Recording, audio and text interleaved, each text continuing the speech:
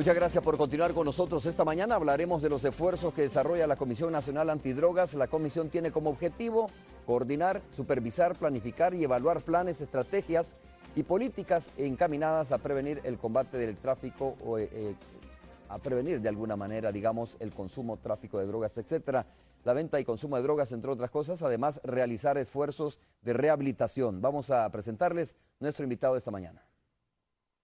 Sistema Fedecases, todos para uno y uno para todos. Presenta.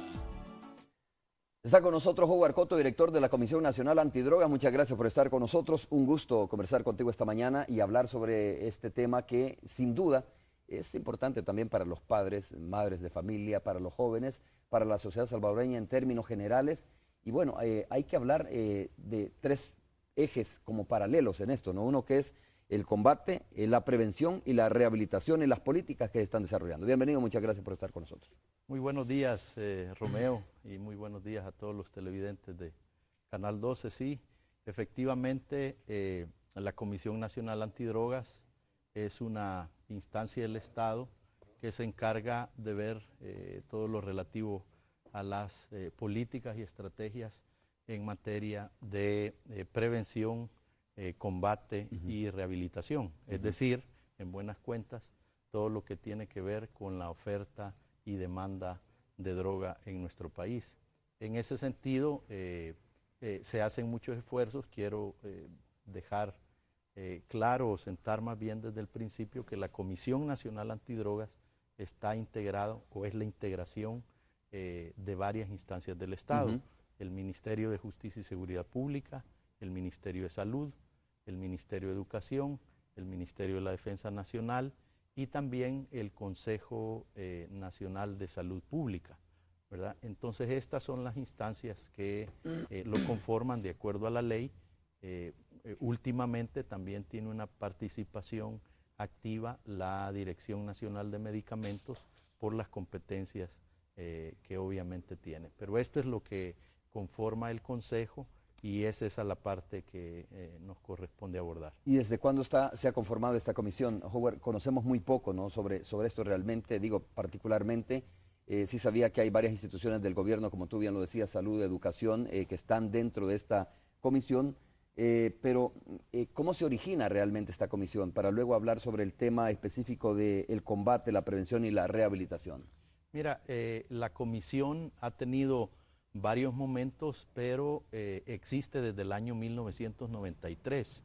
Inicialmente incluso se llamó la Comisión Salvadoreña Antidrogas, tuvo otros nombres, pero existe desde el año 93. El capítulo 2 de la Ley de Actividades Relativas a las Drogas regula la existencia de la Comisión Nacional Antidrogas y le da las competencias que ya hablábamos, pero también se convierte en el referente internacional en materia de cooperación de drogas para centralizar y canalizar más bien cualquier apoyo que se quiera brindar por parte de la comunidad internacional en esos tres ámbitos de los cuales hablábamos.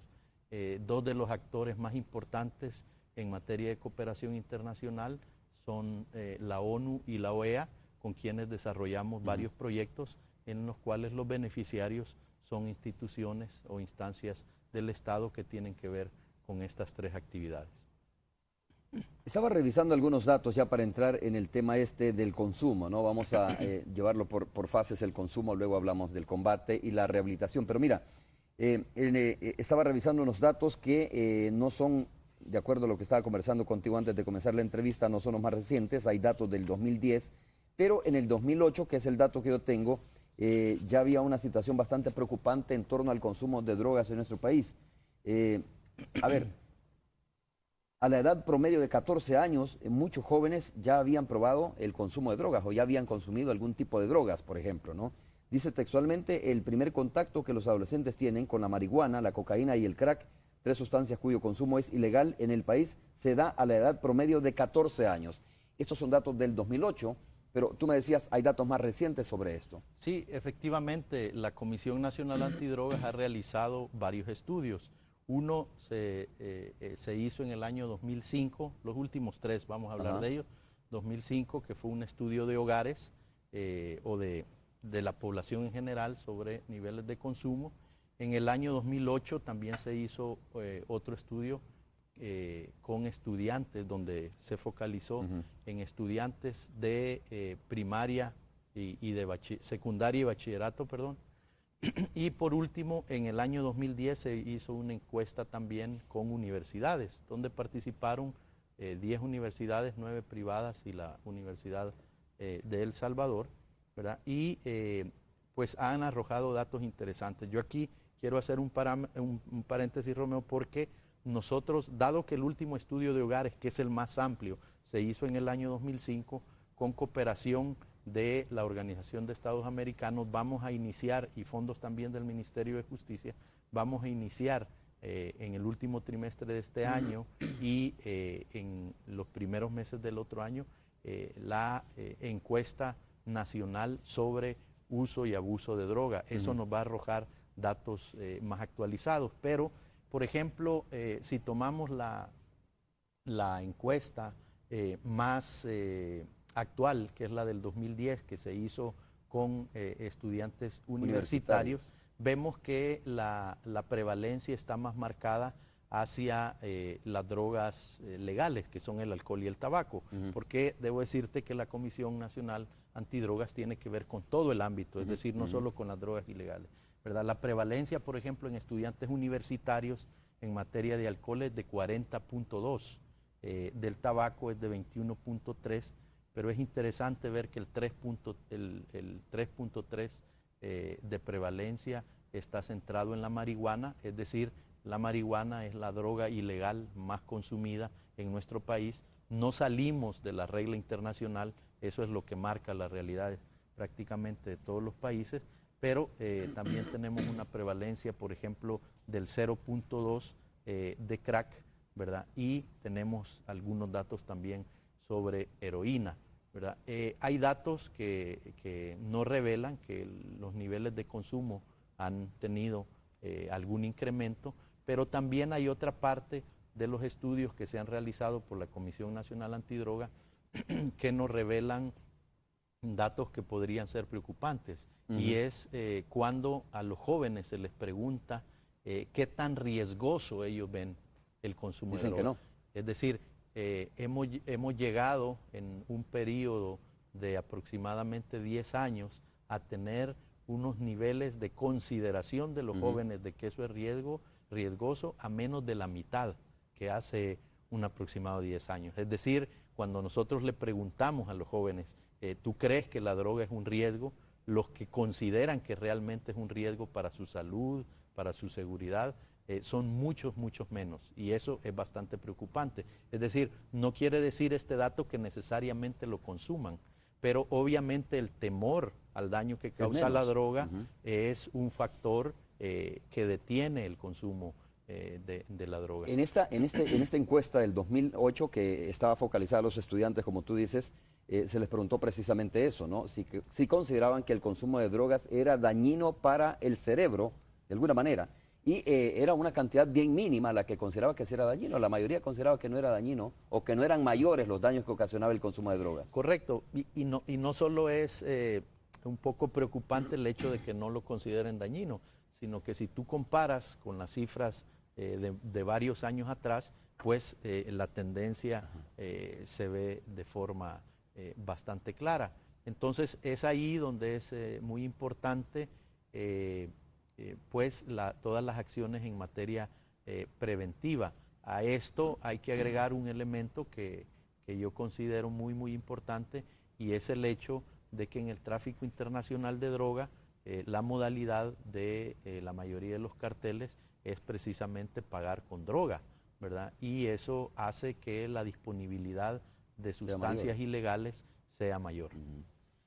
A ver, para ponerlo, jugar así un poco en blanco y negro, y viendo la comparación, ¿no? Comparando estos estudios 2005, 2008, 2010, y tú dices se está preparando un nuevo estudio, pero ¿cómo está el comportamiento así en blanco y negro? ¿Viene en aumento el consumo de drogas en el país o viene en una disminución el consumo de drogas en el país? De acuerdo a los últimos estudios que se han hecho, vamos a ver el que se haga próximamente, pero de acuerdo a los estudios que se han hecho, sí, hay un incremento hay un decremento en el temor hacia la droga y hay un incremento en el consumo, ¿verdad?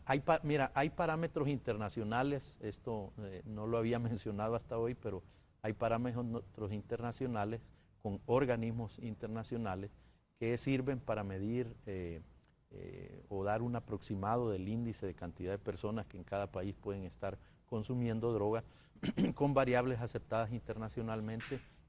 Y de acuerdo a los estudios que se han hecho en El Salvador, a este momento hay un aproximado un poco menos de 140,000 personas en nuestro país que consumen droga en diferentes niveles, es decir, que tienen unos niveles altos de adicción, otros que la consumen esporádicamente o de una forma no constantemente, pero sí, de acuerdo a estos estudios, un aproximado de 140,000 personas consume droga.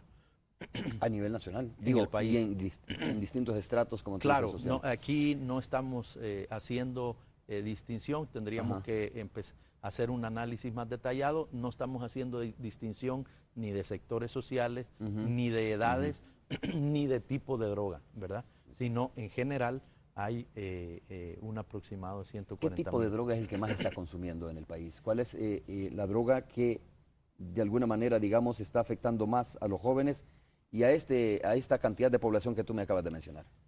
Mira, yo tengo que empezar por decirte, Romeo, que aunque parezca muy obvio, pero es necesario mencionarlo por el daño que esto ocasiona, obviamente es el alcohol, ¿verdad? La droga que más nos afecta. Es lo que droga sucede legal, como que tú es dices, una que droga se legal. encuentra en cualquier lugar, ¿no? Exactamente, ¿verdad? Y su acceso es bastante fácil, ¿verdad? Es la que causa más estragos en materia de accidentes de tránsito, de agresiones, de incluso homicidios, violencia intrafamiliar, etcétera, ¿verdad? Y daños o detrimento en la salud de las personas, ¿verdad? Pero después del alcohol, de entre las drogas ilegales tenemos la marihuana, que es la droga que más se consume en nuestro país. Esto, Pensé como que era ya la decía, cocaína o el crack, o No. las drogas sintéticas las que más se están consumiendo en el país. No, lo preocupante de la cocaína, el crack y la droga sintética, sobre todo de la droga sintética, no es el índice actual de consumo, sino el nivel de crecimiento de consumo que tiene, ¿verdad? Por ejemplo, El Salvador es uno de los países que más afectación tiene en Centroamérica, de acuerdo a los estudios, en drogas sintéticas, metanfetaminas, ¿verdad? Que por cierto, aquí hay que decir que irónicamente no es una droga que entre a nuestro país, que no se produce en nuestro país, pero que no entra a nuestro país de sur a norte, como sucede con la cocaína, sino que la mayor parte de metanfetaminas que se consumen se obtienen por dos vías. Una, por medicamentos que puedan circular con restricción médica y que por medio de personas inescrupulosas se puede obtener, o también por la producción en laboratorios, principalmente en el sur de México y el norte de Guatemala. Mencionabas tú que una de las modalidades que están utilizando los cárteles de la droga es pagar con droga, ¿no? Y eso hace que haya más droga, digamos, en los mercados. Exactamente. O sea, ¿esto significa que los jóvenes están más expuestos o que con mayor facilidad, solo para referirnos al segmento de los jóvenes, con mayor facilidad pueden accesar a la droga? Correcto. ¿Es correcto eso? Es correcto. Yo te pregunto, a ver, ¿qué se está haciendo frente a eso ya para entrar al tema de la prevención? Es decir, si viene, fíjate que tú das dos datos importantes. Uno es que hay menos miedo de las personas a consumir droga, ¿verdad? O sea, creen que el daño no es tan severo como se ha planteado o como lo es realmente. Y otro es que, pues obviamente, esto significa de que puede haber un aumento, que hay un aumento en el consumo de drogas en el país. Dejando de lado, obviamente, el alcohol y digo que es una droga legal, como tú decías. Me estoy refiriendo al otro tipo de drogas, esto como la cocaína, el crack o estas drogas sintéticas, ¿no? Que cada vez más pues tienen presencia en los países. Exactamente, esto es motivo de preocupación. Y yo te quiero decir desde el principio, Romeo, que no es posible analizar el problema de drogas remitiéndonos únicamente a nuestro país. Es decir, la mayoría de drogas que se consumen en este país no se producen en este país. Es decir, vienen del sur, van hacia el norte, Centroamérica es un corredor obligatorio, Afortunadamente El Salvador no es un paso obligatorio de la cocaína en su camino hacia el norte, pero al norte del continente, pero sí tenemos un problema también grave en materia de tráfico de droga, y en ese sentido hay que analizar este problema bajo esa óptica, es decir, cómo otros factores externos inciden en nuestro país para eso. Por ejemplo, el hecho de que muchos carteles hayan tomado la decisión en materia de tráfico de cocaína de pagar con droga es algo que nos está afectando. Yo quiero darte, por ejemplo, aquí algunos datos. ¿Qué sucede con el tráfico internacional de la cocaína? Por lo general, los cárteles de la droga lo que hacen es tener especies de socios locales que son los que transportan la droga, ¿verdad? Algunos se limitan al país que les corresponde, otros amplían más, pero los carteles de la droga al fin utilizan a muchas personas locales para el tráfico internacional de droga. ¿Por qué se da el pago en droga? Se da el pago en droga y en vez de efectivo porque el precio de la cocaína, o de toda la droga, pero en este caso la cocaína es relativo. Es decir, un kilo en Colombia no vale lo mismo que en Centroamérica y no vale lo mismo que en Estados Unidos. Por lo general los carteles internacionales de la droga pagan en Sudamérica unos $2,000 por un kilo.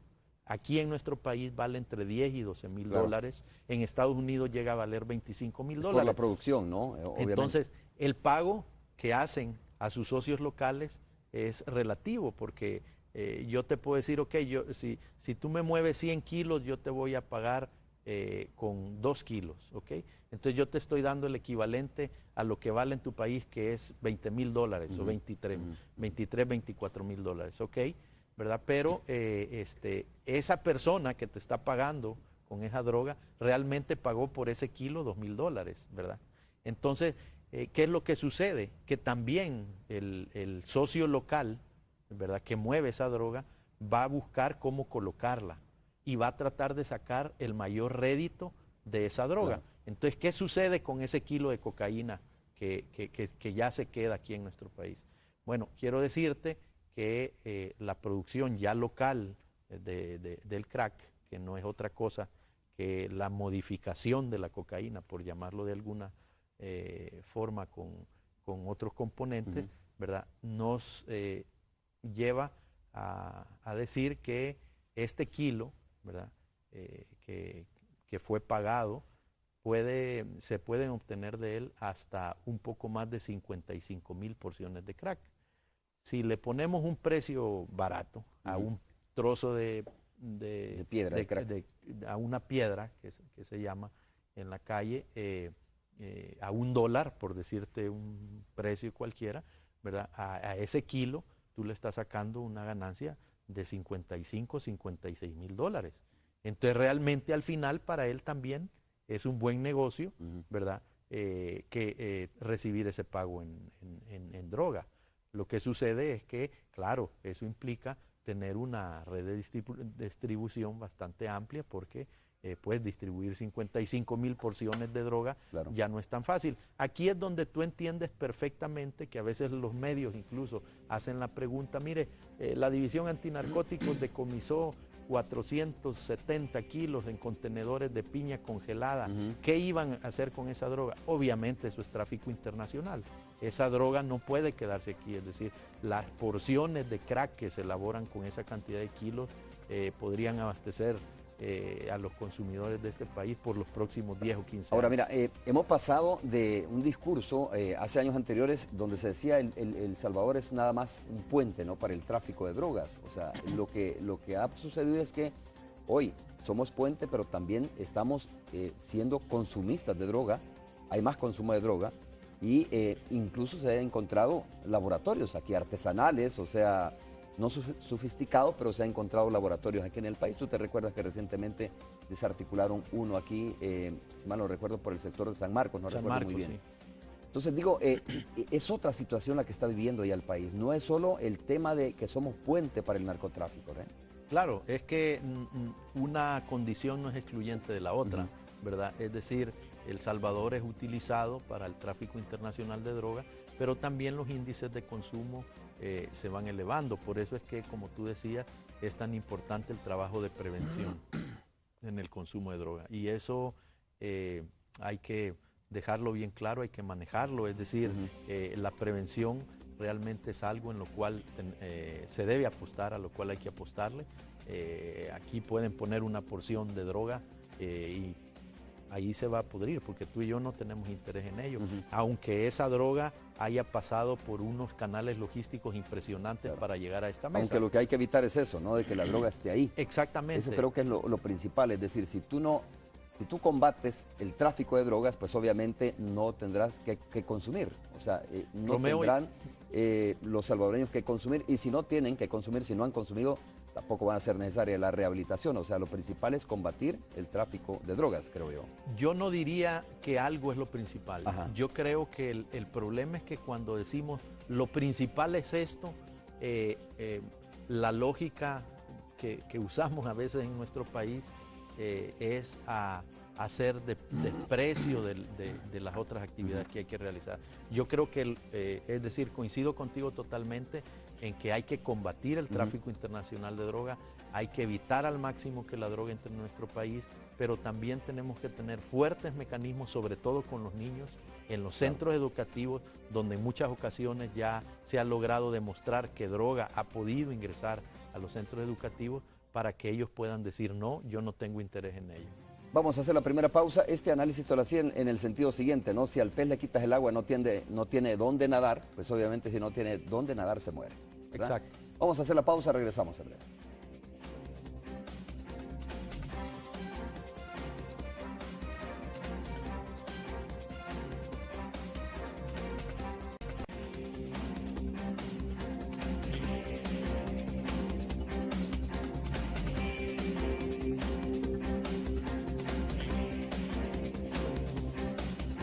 Muy bien, estamos de regreso. Muchas gracias por continuar con nosotros. Quizás la pregunta, Howard, es la siguiente.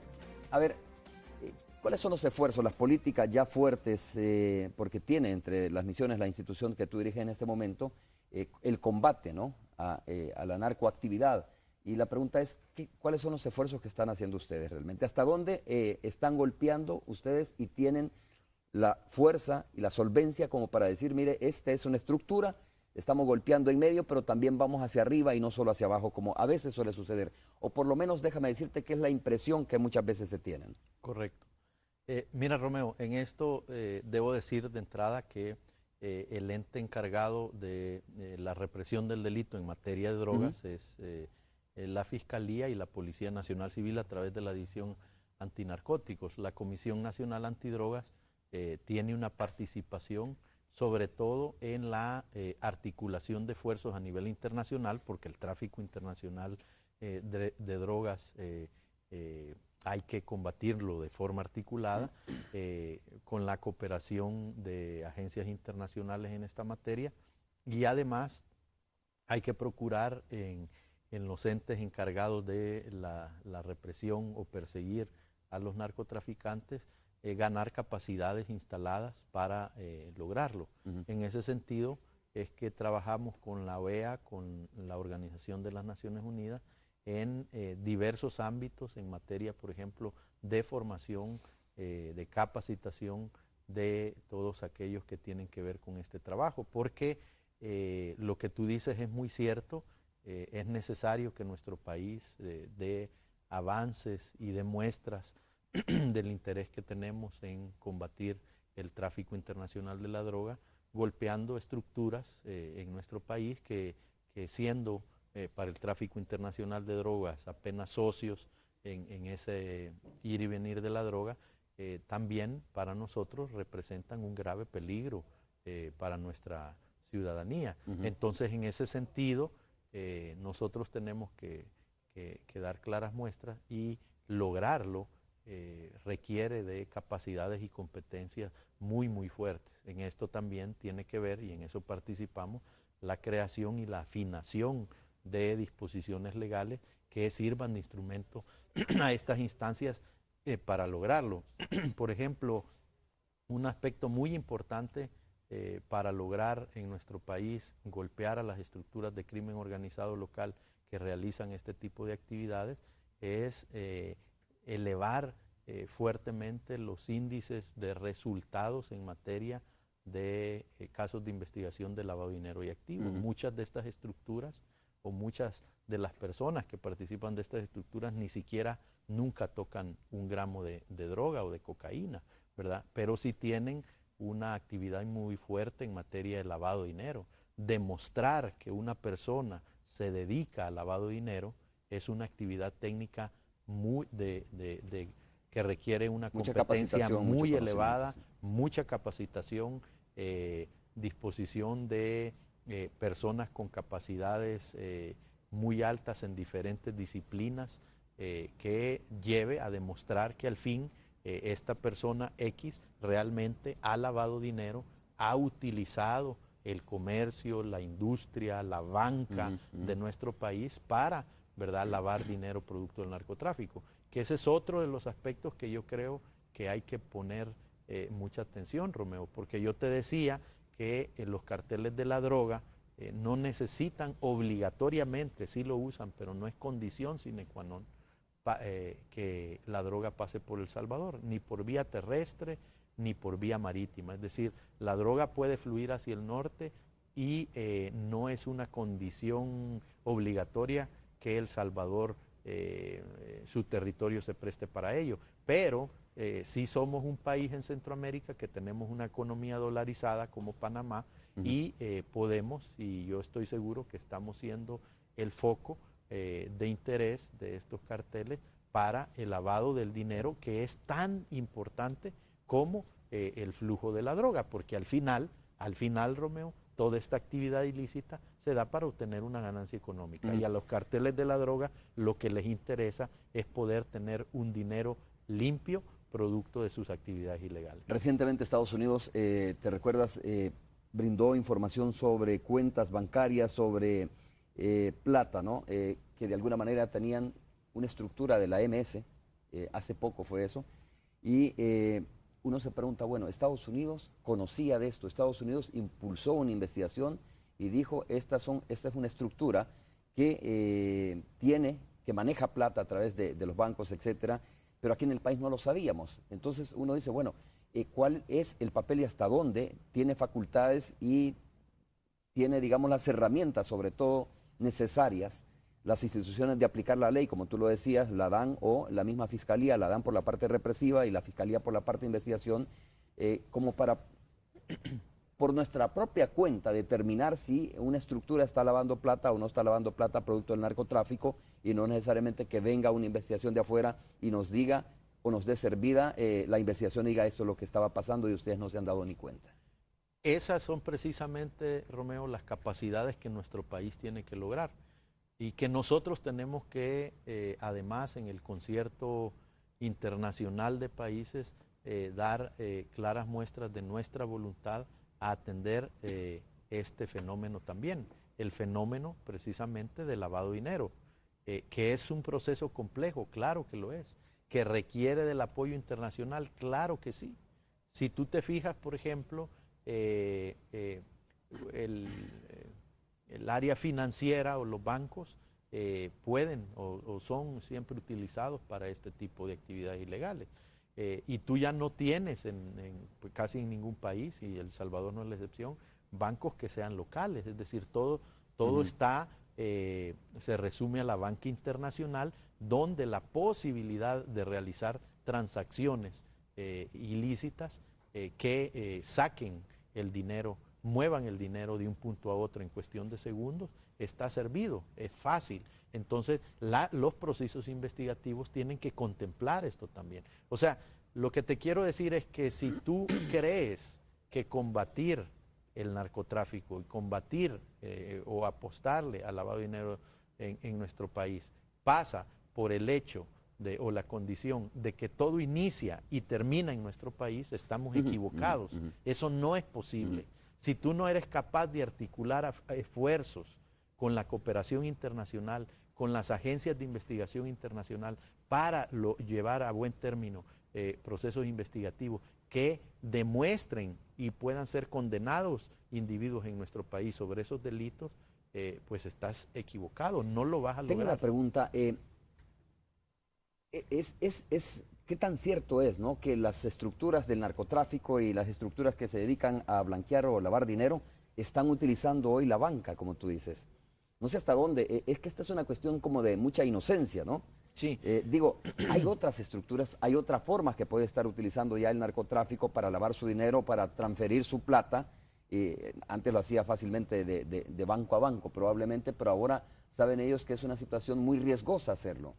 Y pregunto, más allá de esa posibilidad, ¿qué otras formas tienen las estructuras del narcotráfico para blanquear dinero, para transferir plata o para hacer cualquier operación de ese tipo? Es algo que se hace, Romeo, se hace, y de hecho no lo digo yo, ni lo dice la comisión, sino que las instancias internacionales encargadas de verificar el lavado de dinero certifican que hay una altísima cantidad de millones de dólares que se mueven anualmente a través de del sistema financiero internacional, donde ya las fronteras no tienen nada que ver. Es decir, tú puedes ir a El Salvador a un banco donde en cuestión de segundos ya tienes toda esa cantidad de dinero en otro país. Claro, hay regulaciones, etcétera, pero si estos organismos internacionales de investigación financiera certifican el uso del sistema financiero. Claro, eso es en el lavado internacional de dinero, pero luego hay que aterrizar un poco más e irnos a nuestro país, ¿verdad? A lo local. Y ver que hay instancias o hay rubros de la actividad comercial y productiva que se pudieran estar prestando a este tipo de acciones por personas inescrupulosas, ¿verdad? La esfera de los servicios, las agencias de transferencia de dinero, sobre las cuales, por ejemplo, te puedo decir que en nuestro país, de acuerdo a ley, hay muy poco control sobre aquellas instancias que transfieren dinero producto de las remesas, ¿verdad? Y la esfera de los servicios, los restaurantes y muchos otros. Es decir, que hay distintas ámbitos. modalidades, obviamente. El rubro de la construcción es otro que se presta mucho para el lavado de dinero, y es precisamente a esto a lo que nuestro país tiene que apostarle, porque cuando tú dices, todo este análisis surgió de lo que tú preguntaste hace un momento, y tú decías, hay la sensación en la gente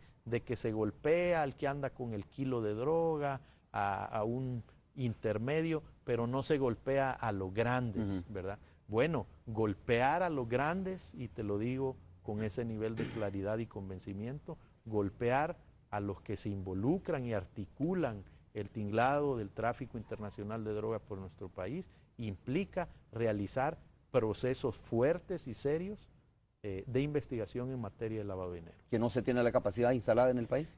Se tiene capacidad, pero obviamente nosotros tenemos que ganar muchas más capacidades. Tenemos una ley de lavado que debe de ser fortalecida. Es muy importante, por ejemplo, lo que está pasando en los últimos días en la Asamblea, la discusión o análisis de la ley de extinción de dominio, ¿verdad? Que es otro aspecto muy, muy importante, una herramienta importantísima en la investigación de las estructuras de crimen organizado. Howard, ¿es cuestión de capacidades o es cuestión de inmunidad que tienen algunos sectores? Digo, puedes tener toda la capacidad instalada, puedes tener todas las herramientas necesarias, jurídicas, etcétera, pero hay sectores que son como inmunes o impunes, como tú quieras, ¿no? Que es imposible tocarles aun cuando tú sepas que tienes quizás las pruebas necesarias y que tienes las herramientas necesarias. ¿Existe eso en el país realmente? Mira, yo creo que, Romeo, que se requiere de una estructura legal y de competencias y capacidades fuertes, pero también se requiere de mucha voluntad, es decir, de mucha voluntad y mucho interés, ¿verdad? Por ejemplo, somos ya de los únicos países que no tenemos una ley que tenga que ver con la extinción del dominio de bienes de origen y destinación ilícita, ¿verdad? Que tanto que vengan como que se destinen para actividades ilícitas. Somos un país que de los pocos que no la tenemos. Eso es una herramienta importantísima. Entonces requiere que haya, Romeo, un interés real de todos los sectores, no solo del ámbito político, sino de todos, en función de crear instrumentos que permitan a la policía y a la fiscalía que han ganado capacidades en esa materia, tener herramientas para realizarlo, ¿verdad? Porque cuando tú hablas de que puedan haber sectores intocables, yo prefiero analizarlo desde el punto de vista de brindemos las herramientas necesarias a quienes tienen que hacerlo. Claro, pero para muchas que ellos veces tengan esa responsabilidad de lograr y de dar resultados en esa materia. Pero muchas veces el brindarle esas herramientas necesarias a las instituciones que tienen que combatir el narcotráfico o la narcoactividad depende de esos sectores. Es decir, muchas veces son esos sectores los que tienen un poder de decisión sobre si se brinda o no se brinda, si se aprueba o no se aprueba una ley, o si se da o no se da este tipo de herramientas a esas instituciones, ¿no? Ahí es donde encuentras, digo, el tope de esto. Claro, lo que sucede es que más que hacer una valoración subjetiva de si alguien quiere o no quiere, yo me iría más por la vía de generar conciencia sobre la importancia que esto tiene, es decir, no creer que es algo secundario, que hay que ver cómo le quitamos 400 o 500 kilos a los narcotraficantes y luego ahí dejemos a ver si funciona la ley de lavado y si se pueden realizar acciones legales para extinguir el dominio de bienes de origen y destinación ilícita. Mejor concentrémonos en ver si le quitamos la droga a los carteles. Ese nivel de conciencia y de entendimiento tiene que ser logrado a todos los niveles para entender que si no tienes articulado todo esto de forma integral, no lo podemos lograr. Okay. Es así. Vamos a hacer de nuevo una pausa comercial, comentarios a través de las redes sociales cuando regresemos.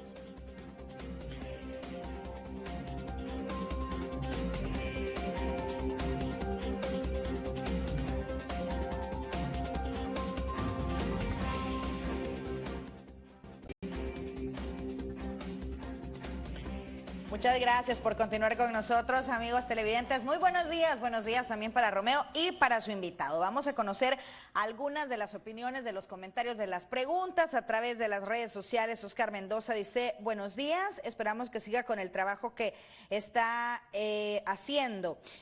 Paul Campos dice, pues qué bien, ojalá que haya avances en el tema antidrogas, aunque el narcotráfico siempre va a existir.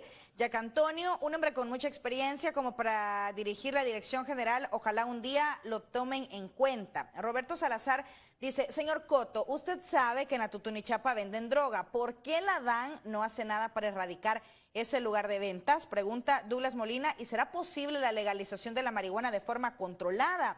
Evitaría el tráfico y venta, así como generaría impuestos al Estado. Teo Colocho dice, no me parece descabellado, otros países lo han hecho, pero así como es legal el cigarrillo y el alcohol, el licor, en El Salvador sería posible la legalización de la marihuana.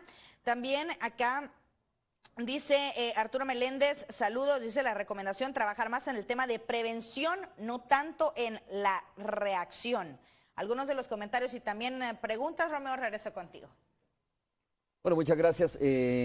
Howard va a contestar, por supuesto, algunas de esas preguntas. Solo antes quería poner un análisis que no se ha escuchado solo en este país, sino que es un análisis de expertos en el tema del combate al narcotráfico. Howard, decían, mire, en un país donde hay lavado de dinero, donde hay narcoactividad, donde hay tráfico de drogas, etcétera, y en ese país no hay violencia, es porque las estructuras del narcotráfico de alguna manera han filtrado otras estructuras políticas, sociales, etcétera, ¿no?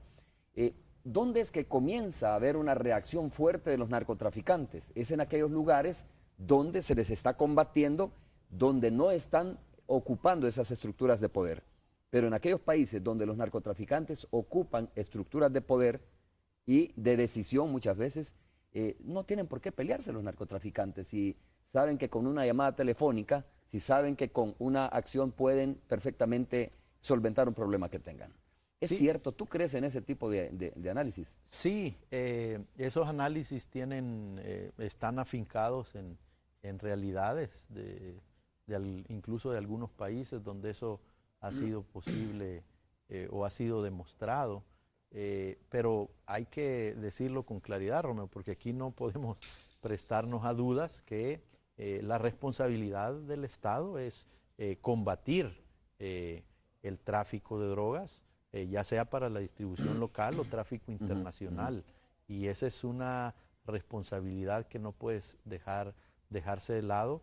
No puede asumirse como una condición favorable para un país el hecho de que las cosas estén así, tranquilas, y que cada cartel tenga claro su función y no se toquen uno con otro. No se trata de una política institucional o de Estado. Lo que estoy diciendo es que hay, digamos, lugares esferas donde filtradas, ¿no? Que están filtradas y por lo tanto que no es que el Estado esté complaciente con este tipo de situaciones, sino más bien que son esferas filtradas y que fácilmente desde ahí se puede manejar cualquier tipo de operación. Porque lo complejo de esto es que el narcotráfico, sobre todo, el crimen organizado, pero principalmente el narcotráfico, maneja cantidades de dinero que ellos están claros que una buena parte de ese dinero va a ser utilizado para la compra de voluntades a nivel local. Y cuando hablamos de compra de voluntades, estamos hablando de policías, de fiscales, de jueces, de políticos, de periodistas, de empresarios, de todas las esferas. Es decir, nadie escapa a eso, porque las cantidades o volúmenes de dinero que ellos manejan dan para eso y para mucho más. Entonces, es por eso que las capacidades institucionales que se logren en el Estado para el combate al narcotráfico tienen que ser muy fuertes y lograr tocar y lograr que esa condición de la cual tú hablas no se genere en nuestros países o en ningún país, porque pareciera que todo está tranquilo, que no hay índice, pero tú pagas las consecuencias por otros lados. ¿Cómo van las investigaciones o el desarrollo de las capacidades para poder investigar hacia adentro, hacia la policía, hacia la fiscalía, por ejemplo? Porque lo que tú planteas es correcto, ¿no?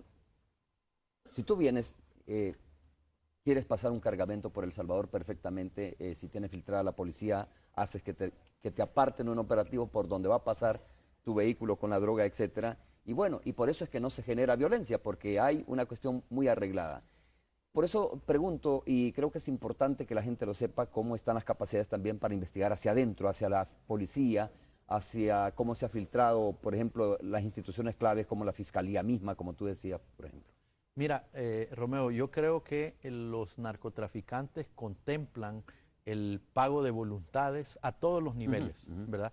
En nuestro país lo hemos visto, hemos tenido incluso exdiputados que han sido detenidos, que guardan prisión en otros lugares. Es decir, ellos le apuestan a todos los niveles, desde los niveles tan básicos como tú dices, apartar un control vehicular para que un vehículo pase, que es lo más básico, pero hasta los niveles de comprar voluntades, por ejemplo, para que una ley no sea promulgada y que les pueda afectar. Es decir, ahí contemplamos una gama de posibilidades muy altas. Yo, por venir, tú lo sabes perfectamente, de la Policía Nacional Civil, he trabajado tantos años en ese ámbito, que te puedo hablar con propiedad en el sentido de decirte que la Policía Nacional Civil es una de las instituciones de nuestro país que tiene los más fuertes mecanismos de verificación y control. Eso no quiere decir que no tengamos o hayamos tenido personas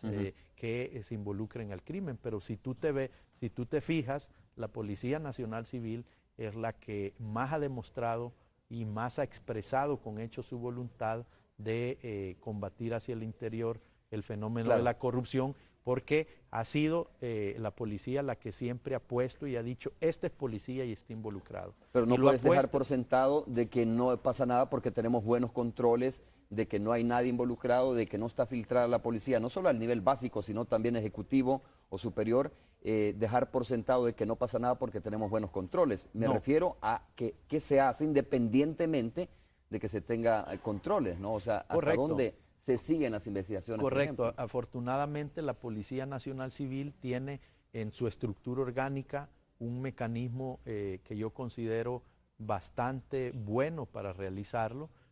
Habría que revisar con las otras instancias del Estado si sus mecanismos de verificación y control en este sentido están tan articulados como en la policía, pero de ninguna manera, Romeo, te quiero yo plantear que en la policía no existe este fenómeno, que no hayan personas que puedan estar vinculados a este tipo de hechos delictivos.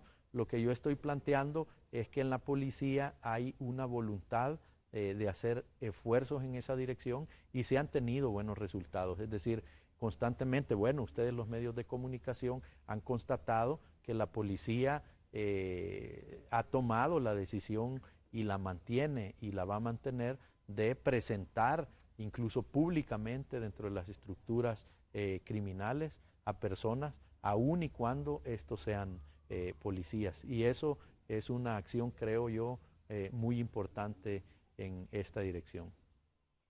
Bueno, Howard, Roxana, leí algunos comentarios, no sé si anotaste Sí. tú algunos, si querías contestar, porque Claro. también nos queda poco tiempo y tengo otros comentarios también aquí en las redes sociales, a través de mi Twitter. Mira, yo creo que puedo retomar dos aspectos. Uno que tiene que ver con el combate local de la droga o la lucha local contra Ajá. la droga, y otro que tiene que ver con la legalización de la droga.